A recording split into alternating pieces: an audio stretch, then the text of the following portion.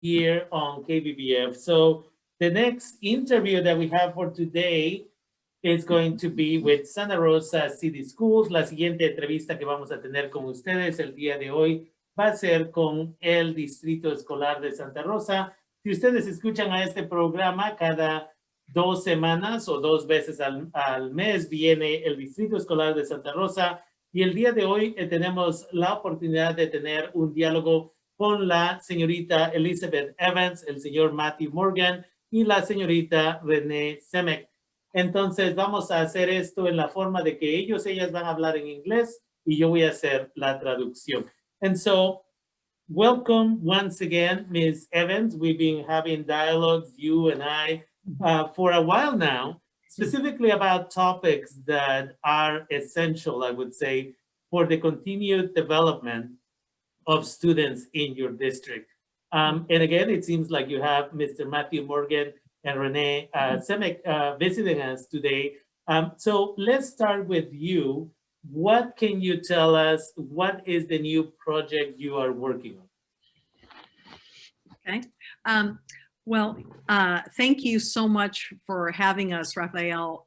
It's always a pleasure to be on your show and talk to the community about the work that we're doing in Santa Rosa City Schools.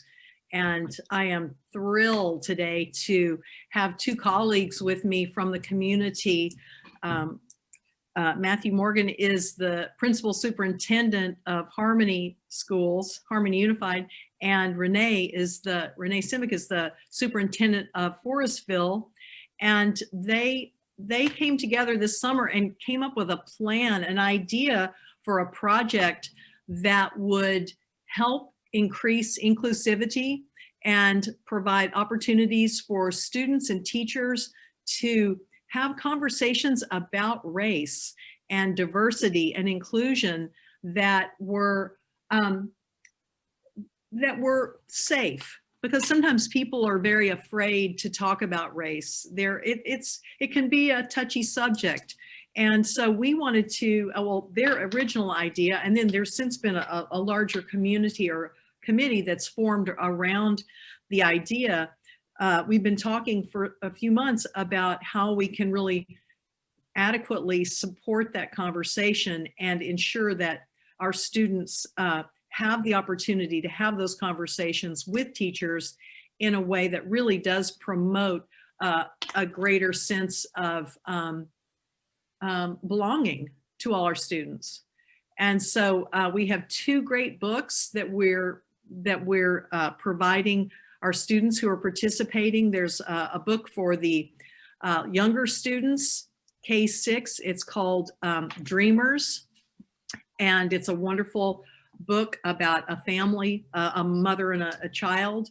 And the second book is called This Book is Anti-Racist, and it's for the secondary students. And it's just a terrific book. I highly recommend it.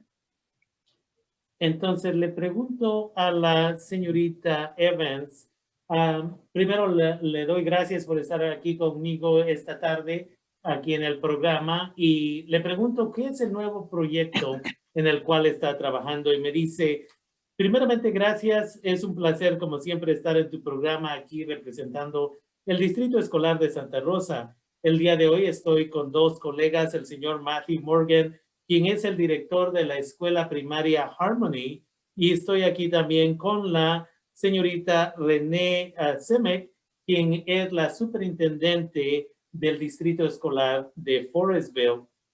Y este verano, ellas empezaron con una idea de un proyecto para crear una forma de bienvenir a estudiantes, maestros, maestras a sus distritos, dice, donde estudiantes y maestros podrían tener una conversación acerca de los grupos étnicos, las razas, en una forma de crear un espacio sano para todos y todas. Muchas personas tienen miedo en tener diálogos acerca de los grupos étnicos, la raza. Dice, pero lo que tenemos que hacer es hablar acerca de esto en una forma donde podemos apoyarnos a nosotros mismos y a otras personas, incluyendo a maestros, maestras y estudiantes. Y ahorita estamos trabajando, dice, en 2 libros Y uno de los libros es para niños y niñas del kinder al 6º grado, que se llama Soñadores y Soñadoras, que es la historia de una madre de familia y su niño. Y el otro libro, que es para estudiantes que ya están en la secundaria y preparatoria, es el libro que se llama Este libro es antirracista. Y ambos libros son recomendados para toda la comunidad. Thank you for that. I'm not sure who wants to take it from there. Well, I'll just jump in. First and foremost, absolutely thank you for having us, and thank you for letting us share kind of our big community project. So the project itself was born out of a series of conversations that Matthew and I were having over the summer, when all of the social kind of social unrest, but also just this crescendo of movement and sound and conversations that people were having, unfortunately after George Floyd, but also fortunately, and the series of tragic events prior to that. Mm-hmm. So Matthew and I were talking about what can we do as leaders, but also as educators. And I shared with him a project that I had done and spearheaded when I was a principal at Santa Monica High School. And what we did is we had a common text that the teachers read, our freshmen read, and then we sent it home for parents to read and to really dialogue around issues of race and inclusivity. So I said, what if we did something like that countywide, where we chose a common text?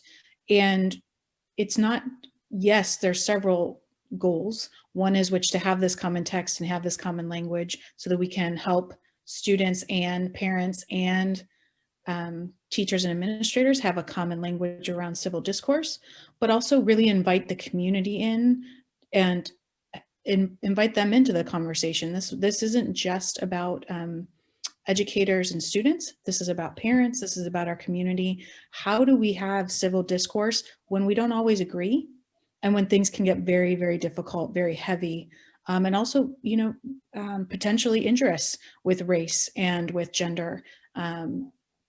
So that was the spirit in which the book project, Conversations in Common, was born. Thank you. Entonces, dice la señorita René Semek, dice, creo que es mi oportunidad para hablar y quiero empezar dándote las gracias por darnos la oportunidad de tener este diálogo, esta conversación y compartir con la comunidad acerca del proyecto en el que estamos hablando. Dice, esto fue el resultado de una serie de conversaciones que Matthew, el director una vez más, y yo tuvimos, y estábamos hablando acerca de la necesidad de tener y crear espacios sanos para tener conversaciones acerca de los grupos étnicos, el racismo. Dice, después de que la muerte de George Floyd, lo cual fue algo trágico, pero al mismo tiempo nos ha dado una buena oportunidad de dialogar. Dice, el señor Matthew y yo estábamos hablando acerca de qué es lo que podíamos hacer nosotras, como educadores y educadoras. Dice, esto para mí fue importante y empezamos a hablar de cuando yo era una directora en una escuela en Santa Mónica, dice, y el proyecto es acerca de que cómo ponemos a maestros, maestras que lean un libro y de ahí se le hace accesible a las estudiantes y de ahí se le hace accesible a los padres, madres de familia. Un libro que ahora estamos hablando podremos hacer aquí en el condado de Sonoma, donde no nada más maestros, maestras, padres, madres de familia, estudiantes participan en la conversación, pero todos y todas miembros de la comunidad podemos participar en la conversación. ¿Y cómo les educamos a la gente para que puedan tener un discurso en una forma civil y respetuosa, en una forma de que podamos aprender unos de otros, porque sabemos que parte de este discurso va a ser difícil? Thank you for that clarification. My only comment here is, as somebody who teaches humanities and interdisciplinary studies classes, I also have to deal with that situation where there is often a student who hasn't had this type of dialogues, And I'm grateful that you're having these dialogues before they come to us, because otherwise we tend to be the first ones to try and address that.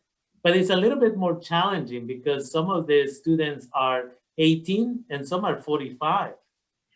And how many times have I gotten, horrible emails of, you just hate white people, you just this, you just that, and it never leads to a healthy dialogue. So I'm really grateful por what you're doing. Entonces, antes de continuar, quiero darles las gracias por tomarse el tiempo en hacer esto, porque yo que enseño clases en Santa Rosa Junior College, en el área de humanidades y estudios interdisciplinarios, a veces las estudiantes nunca han tenido este tipo de diálogo y después terminan acusándome que yo odio a la gente anglosajona, cuando no es así, pero es que no han sido expuestos a esto.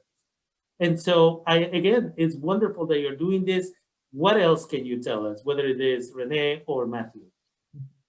Rafael, first I just want to say thank you for your time on the show tonight and for the time of our listeners on KBBF. So that I think the important thing to know is that for us, for you as a teacher, for us, both Renee and I are both history teachers before we got into admin seats. So like what's so important for us is the safety of our kids and their well-being. And it's not enough for us to say that we're going to have schools that, don't have discrimination. Like to really mean that means that we have to actively advocate for our children. We have to make sure that their voices are heard. We want our children's voices to be heard and for our children to learn to listen to each other. Like we need to learn to listen. Like that's a big piece of this. And both Renee and I know Elizabeth has experience too, have experience in restorative practices. And so that's a big part of this process too, is this idea of restorative circles, that we can have conversations that are authentic, that are brave and courageous, but can build a safe place so that people have a chance to meet each other. Because we know, like I know, working with kids, no matter who they are, no matter what their background is, when they take the time to listen to each other, that depth of humanity is there. It's always there. And so this program is trying to dig into that, to dig deep into humanity. And let us share that with each other so that our children are validated, that who they are is seen and they can be celebrated. So that's what this is about. And what's so exciting is that we're doing it countywide. We have schools in Sonoma, we have schools in Santa Rosa, we have schools in Hillsburg, in Petaluma, in Rohnert Park, in Forestville, in Occidental, all across Sonoma County participating. And what's powerful is when we all do it together, it creates a safe space for us to have these conversations. So that when they get to the JC, they can go deeper. They can go deeper and they can build, as leaders in this community, they can build the structures we need so that we don't have to be in this stuck place anymore, that we have safety and well-being for all of our children. That's what this is about. Thank you for that. Entonces, les pregunto quién quiere hablar ahora y dice el director Matthew Morgan, nos dice, yo antes, una vez más, gracias por dejarnos estar aquí y gracias a KBBF por darnos la oportunidad de compartir nuestro proyecto con la comunidad en general. Dice, ambas, la superintendente y yo, antes éramos maestras de historia y lo que sabemos es que no es suficientemente el decir que vamos a crear escuelas sin discriminación, pero tenemos que crearlas. Dice, nuestros niños y niñas pueden aprender de uno de otro, una de otra, pero antes de poder aprender tenemos que educarles a escuchar y escuchar respetuosamente. Por eso programas restaurativos son esenciales, donde podemos crear círculos de diálogo, donde podemos tener conversaciones auténticas, donde se pueden tener conversaciones serias, pero donde se pueden crear espacios sanos y salvos para los niños y niñas. Dice, yo sé que cuando niños y niñas hablan y se escuchan a uno a otro, se pueden tener honestas conversaciones entre ellos y ellas. Cuando uno y una escucha a la otra persona, dice, pueden existir conversaciones que son donde los niños y niñas saben que alguien le está poniendo atención y están escuchando quiénes son, cómo son, y esas conversaciones son positivas. Tenemos entonces, me da mucho gusto, dice que tenemos escuelas participando en todo el condado, incluyendo Santa Rosa, Forestville, Sonoma, Rohnert Park, Petaluma y otros lugares, dice, porque queremos empezar este diálogo. Queremos crear espacios sanos y salvos. Queremos crear estructuras que puedan apoyar a los estudiantes y las estudiantes y queremos lugares que una vez más van a ser donde se pueden sentir ellos y ellas bienvenidos y bienvenidas. Yeah, and this brings me to another piece that I think is important, and that is that it shouldn't have to take a George Floyd situation for the community to wake up. I think that is beautiful that the responses, and in fact, at the end, I'm actually going to close with a poem that was written by my former supervisor and her partner. And this is what she does. She just creates a poem and then she sends it to former employees and other individuals. And it relates specifically to George Floyd. And it relates to COVID-19 and all of this stuff. And I think that, again, is beautiful what you're doing. My question for you all is, how many students are participating so far in the program? And is this something that you plan to expand, definitely after COVID and when we are able to come back together? And the third question related to that is, what are the outcomes so far? So just so you know, we're gonna cut you off in about 3 minutes to do the mandatory announcements, but I don't know who wants to start. Well, I'll jump in. The vision for this is that we do this twice a year. So once in the fall, this is our inaugural one. We will do it again in the spring, and that we do it then every year, so that we also know that these kind of conversations, these kinds of evolutions in ourselves take time. And we definitely want to grow the program right now. I think, Matthew, this first inaugural reading and conversations is hitting about 10,000 students. And we are hoping then to continue 4,400. And 40 schools. 40 schools, there we go. And we're hoping to just continue trying to really build this into the framework and fabric of what Sonoma County public education, private education does K-12 and potentially K-16. This was really, we know that the more we have these dialogues, the more we prep and prepare young people, but also adults to have these conversations. Like Matthew said, the more civil and safe and welcoming and inclusive our community, our greater community, and then our region will be. So. Entonces, primero les di las gracias por una vez más crear este programa y vamos a hacer, antes de que termine traduciéndolo, vamos a hacer los anuncios en un minuto de KBBF, pero por ahora dice la señorita René, dice, esto que queremos hacer, lo que queremos hacer 2 veces al año, una vez en el otoño, una vez en la primavera. Dice, sabemos que estas evoluciones, es una palabra muy importante y muy bonita, los cambios positivos, una evolución, dice, van a tomar tiempo con cada persona. Ahorita tenemos 4,000 estudiantes en 40 escuelas, y voy a clarificar ese número cuando regresemos, pero parece que eso es lo que decía. Y dice, queremos que esto se vuelva parte del condado de Sonoma, de la fábrica, de la parte esencial del condado de Sonoma, en escuelas públicas y privadas. Queremos educar a estudiantes para que tengan diálogos sanos en una forma respetuosa, conversaciones en las cuales la gente va a poder beneficiarse, no nada más localmente de condado, pero regionalmente.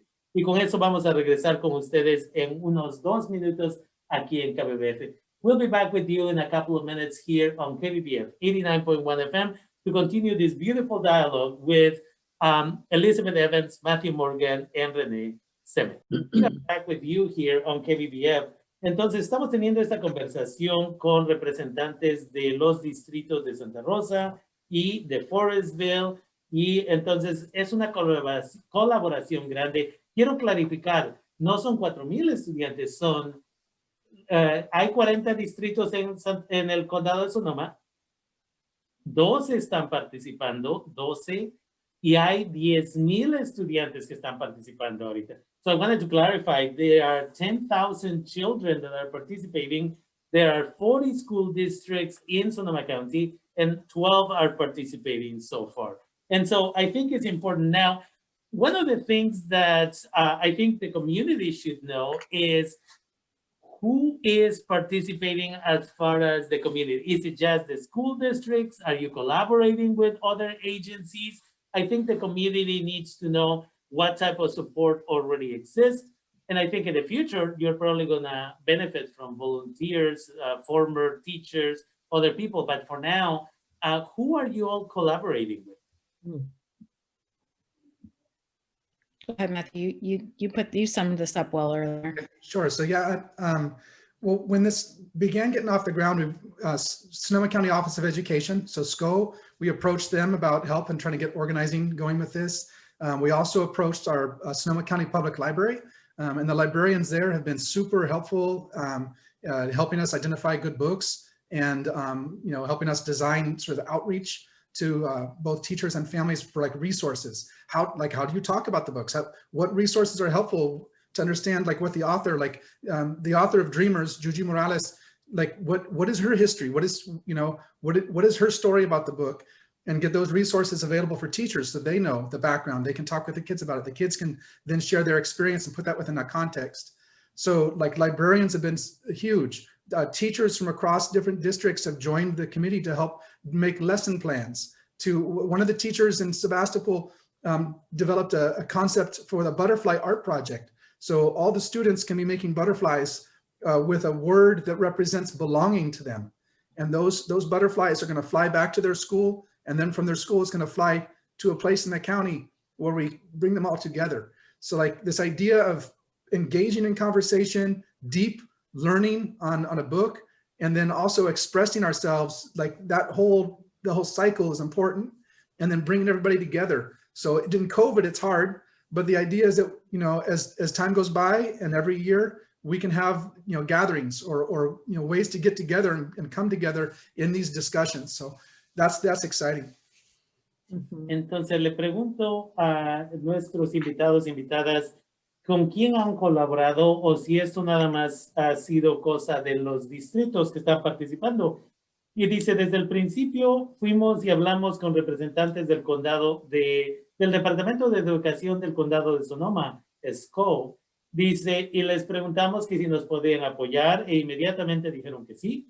Y de ahí las bibliotecas públicas, dice, ellas nos asistieron con identificar el libro o los libros que estamos usando, dice. En el libro de Soñadores, Soñadoras, dice, parte de lo que hacemos es educar a la gente, a los maestros, maestras, de cómo hablar acerca de los libros. El autor, quién es el autor, qué sabemos de su vida. Y de esa manera los niños, niñas se pueden conectar y contar sus propias historias acerca de sus familias. Dice, de ahí tuvimos a maestros, maestras que se sentaron, hicieron planes de enseñanza que tienen que hacer para demostrar que sí están enseñando la información correcta, el currículo correcto. Y dice, de ahí a alguien le salió la idea de crear un proyecto de arte de mariposas, dice, donde los niños, niñas van a crear sus mariposas y en una palabra van a explicar básicamente cómo se conecta esa mariposa a sus vidas. Y esas mariposas van a viajar. Primero viajan a sus escuelas, de ahí de sus escuelas van a ir al departamento de SCO, del Departamento de Educación del Condado de Sonoma. De ahí vamos a hacer un proyecto mucho más grande con todas estas mariposas, dice. Y entonces vamos a hablar después acerca de que en un futuro, después de COVID, vamos a juntarnos para dialogar en números grandes, en grupos grandes. And so the thing that I really like, again, going back to my point originally of the benefits of you having these conversations now, is because we are teaching children how to have critical analysis skills, which again, it's so needed, not just if they're going to college, but you could be getting a job at the mall or anywhere else. And if you don't possess the critical analysis skills, then it becomes very difficult to be able to be successful anywhere. So I'm grateful again. I'm not sure how you are even pulling this off. I have been living in Sonoma County, and I say this to a certain degree with a lot of respect, but at the same time, the slow moving process that we have in this county. A lot of individuals like to believe that we live in a, what is it called? Quote unquote progressive community, which is a word that I personally don't agree with. Long story, we can have that conversation over coffee after COVID. But for now, all I can tell you is I've been living in this county for a quarter of a century, and it's a very conservative community in general.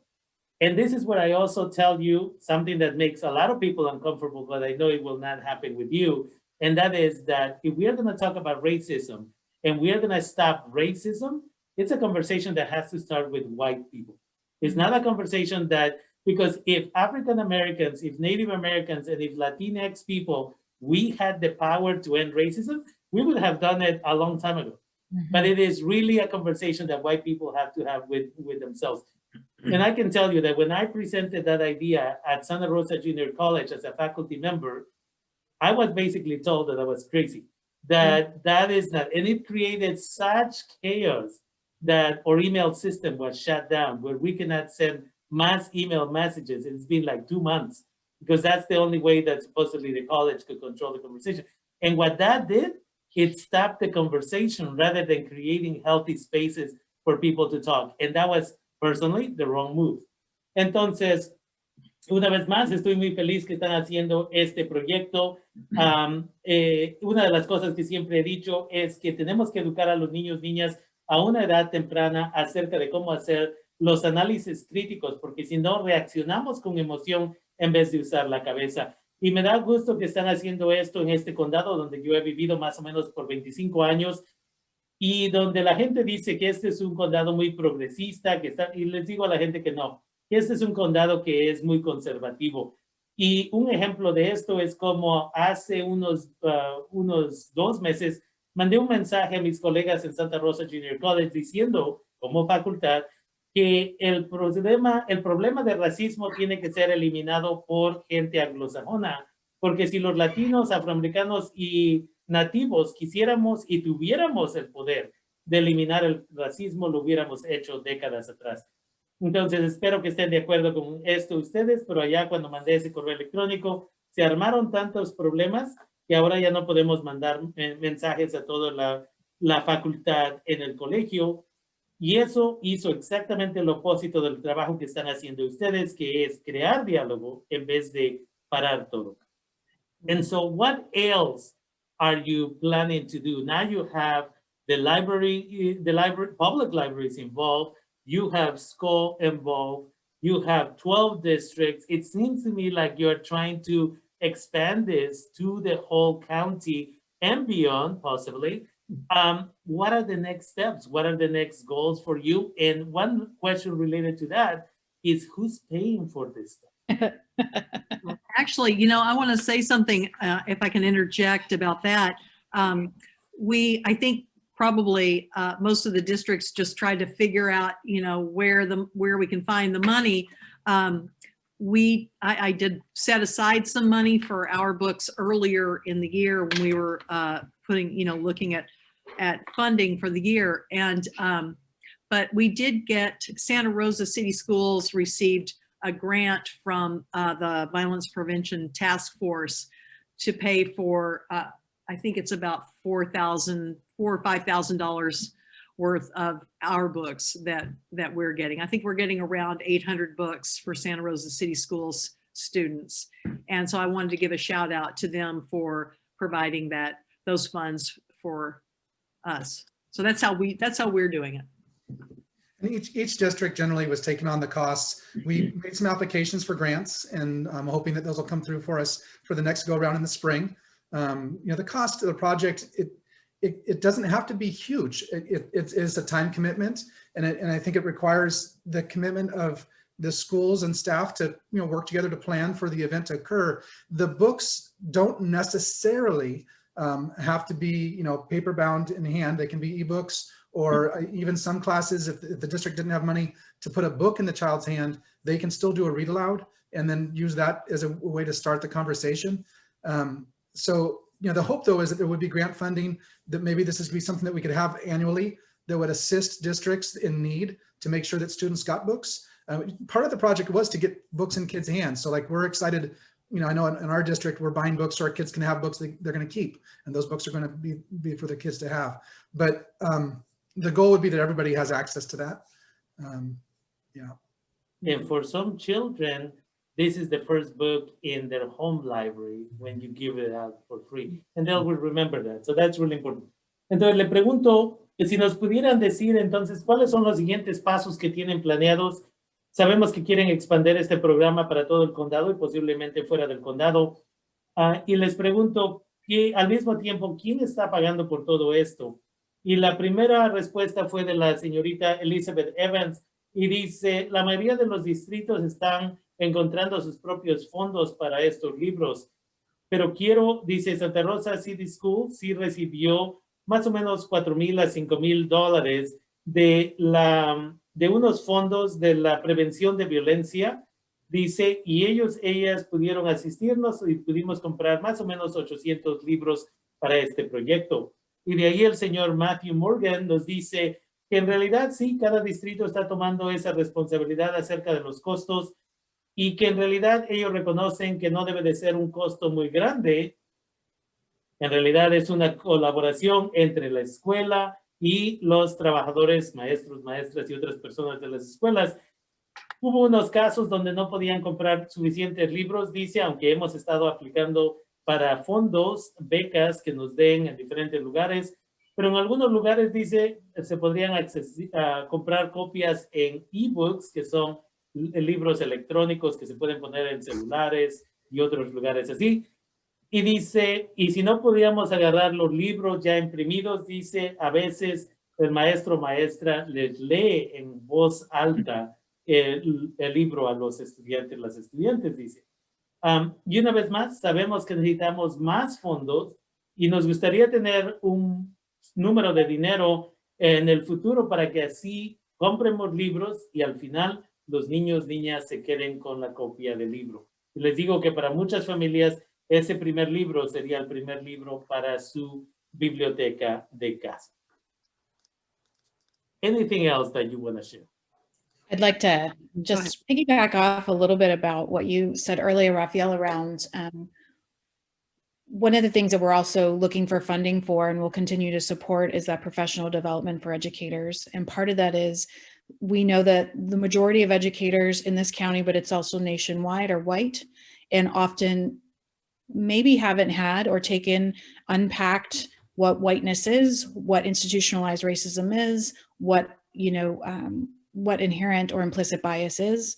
And so helping to support our educators as they then thus support our students in the class. And so in addition to providing books in the hands of kids and providing opportunities for civic discourse and dialogue, it's also helping our educators unpack for themselves so that they can bring themselves fully present, but also bring a richness, roundness, anti-race conversation structure to the conversations in their classroom.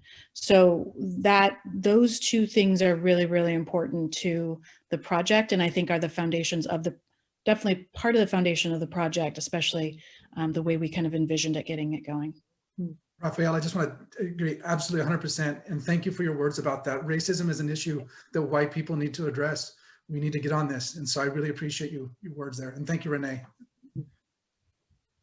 Entonces les pregunto que si tienen algún otro comentario. Dice la señorita René, una de las cosas que me gustaría hablar es el entrenamiento profesional de los maestros y las maestras. Dice, para muchos maestros, maestras que en el condado de Sonoma son anglosajonas, dice, y ellas necesitan aprender qué significa ser anglosajón, anglosajona, qué beneficios automáticamente tienen y al mismo tiempo qué implica eso en la discriminación que sucede. Estos maestros, maestras necesitan el entrenamiento, dice, no nada más acerca de los libros y cómo se presenta la información de los libros, pero acerca de sí mismos y sí mismas, porque ellos y ellas necesitan beneficiarse al mismo tiempo, dice. Es importante de que aprendan cómo se tiene el diálogo en el salón, qué estructura se usa para que puedan todos beneficiarse, estudiantes y maestros a la vez. Y luego el señor Matthew dijo que él está 100% de acuerdo con lo que acabo de decir. Dice donde el racismo es una responsabilidad que tiene que tomar la gente anglosajona, dice, y está de acuerdo con lo que acaba de decir la señorita René. Anything else in the last few minutes that we have? I just want to say one more thing, Raphael.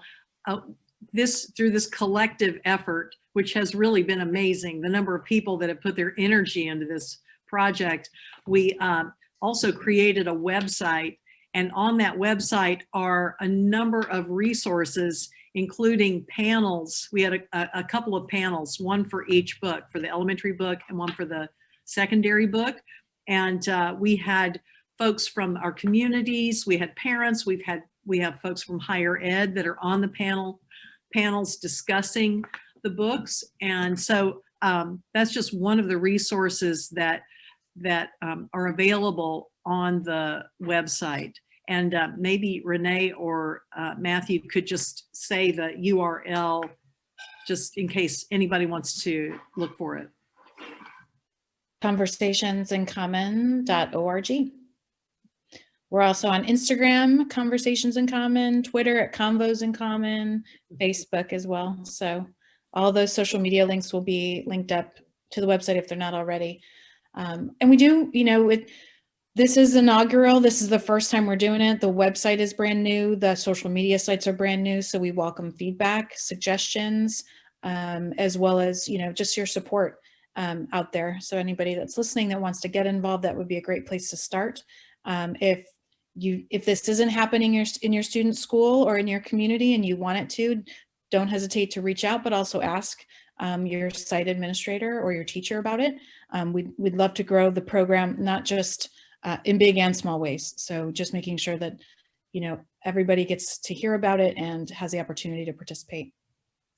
The panel conversations were done in English, just so you know, but there's translation of the subtitles available. So just a note. Entonces les pregunto que en los últimos minutos qué es lo que quieren hablar, y dice la señorita Evans, dice que es importante de que la comunidad sepa que este es un trabajo colectivo entre varias organizaciones, una vez más, y distritos, y que ahora ya se creó una página web, dice, donde la gente puede encontrar recursos acerca de qué es accesible para que empiecen sus propios diálogos, y que hubo unas conversaciones acerca de los dos libros, para el de la primaria y el de la secundaria. Y en el panel se presentaron miembros de la comunidad, padres, madres de familia y gente que trabaja en educación avanzada, dice, y hablaron acerca de los libros. Dice el señor Matthew que aunque la discusión sucedió en inglés, todo lo que dijeron está en español también. Las traducciones aparecen en la pantalla. Dice, la página web es conversationsincommon.org. Entonces, lo más fácil, si quieren, pueden ir a mi página de Facebook y ahí voy a poner la información tan pronto como acabemos este diálogo. También están en Facebook, en Twitter y en Instagram, si quieren comunicarse con ellos. Esto es algo nuevo. Dice, bienvenidos a sus comentarios positivos y sugerencias apropiadas. Dice, si quieren involucrarse en esto o si no está sucediendo en su escuela y quieren que suceda, pueden pedir a su director o directora que se involucren para que podamos todos y todas crear un programa que va a funcionar. And with that, I want to invite you once again in the near future, maybe either as you are preparing for the spring, as you are about unveiling the program, or as you are already in the program, you can come over and update us. I think this is wonderful. I think we need to continue to do this work. And I'm glad that I've known Ms. Evans for a few years now. And I've always respected the work that she's doing. And I'm glad that you are all doing this and that you found each other and are working towards, to a certain degree, healing our community. So with that, I want to finish with this beautiful poem that was written by Marianne Michaels and her partner, Patrick, and it's called Cocoons. It was 4 o'clock in the afternoon when the woman's voice on her answering machine said, "At midnight tonight, Sonoma County will start sheltering in place." Obediently, we who had endured fires and floods and evacuations crawl into our cocoons. Those of us who had cocoons, that is. With our face masks on and our hands in rubber gloves, we restlessly waited for the social distancing bans to be lifted. Anxiously, we endured the weeks of our confinement with mounting fears, hoping that the daily death count would subside. Then, one day, George Floyd was denied his right to breathe by the Minneapolis police, and our young people burst from their cocoons. They filled the streets with their cries for justice and an end to violence against all Black men and women everywhere. They were a new kind of butterfly born from the cocoons of COVID-19. Their fear of the virus that looked like a Christmas tree ornament was gone. In its place, they spread their wings to right the wrongs of the last 528 years of racial atrocities on Turtle Island. They open up a portal into a new dimension of social uplift and a spiritual renewal where Black lives matter on Juneteenth and on all the days of the years to come. And with that, I want to thank you for the work that you're doing, and I want to thank you for being here with me today. Thank you all, and I look forward to the next dialogue. Con eso quiero agradecerles por estar conmigo el día de hoy y espero estar con ustedes una vez más en un futuro muy cercano. Gracias. Thank you.